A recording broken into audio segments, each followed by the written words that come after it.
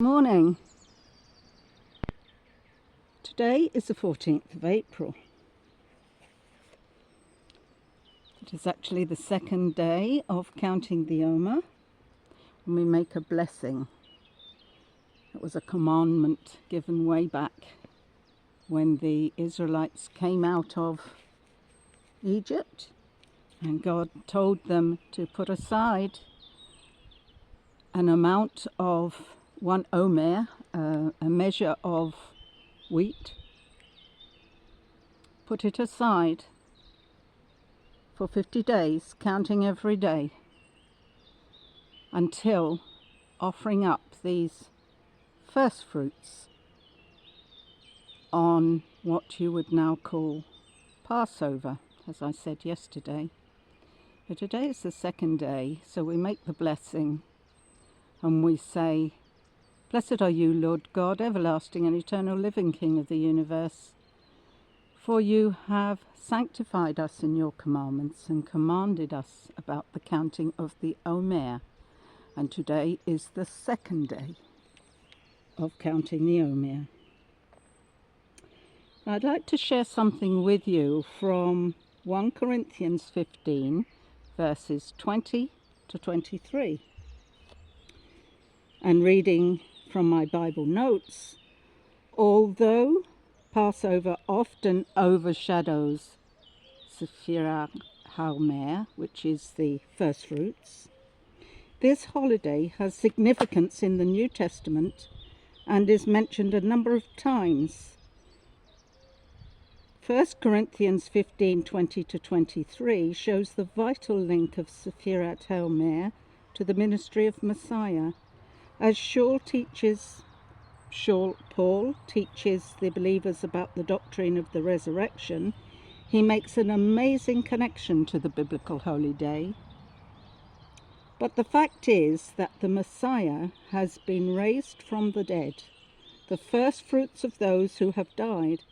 For since death came through a man, also the resurrection of the dead has come through a man.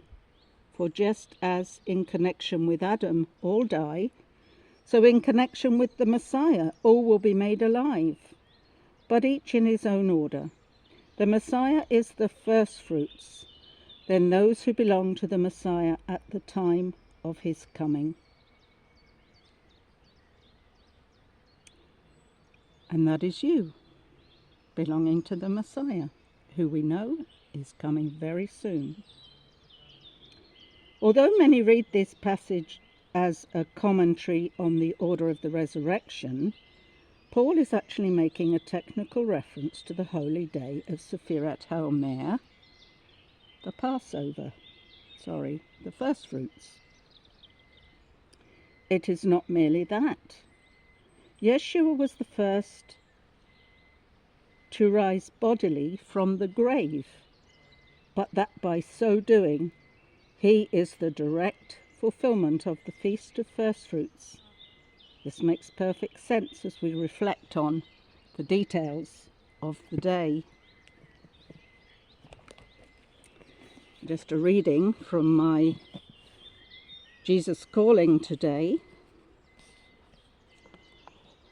I want to tell you that Jesus says, heaven is both present and future. As you walk along your life path, holding my hand, you are already in touch with the essence of heaven, nearness to me. You can also find many hints of heaven along your pathway, because the earth is radiantly alive with my presence. Shimmering sunshine awakens your heart, gently reminding you of my brilliant light. Birds and flowers, trees and skies evoke praises to my holy name. Keep your eyes and ears fully open as you journey with me.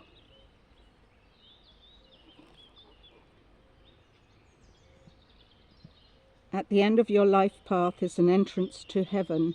Only I know when you will reach that destination, but I am preparing your heavenly home. I am preparing you for it, each step of the way. The absolute certainty of your heavenly home gives you peace and joy to help you along your journey. You know that you will reach your home in my perfect timing. Not one moment too soon or too late. Let the hope of heaven encourage you as you walk along the path of life with me. And so I hope that you will be encouraged today. Keep holding his hand, whatever you are going through.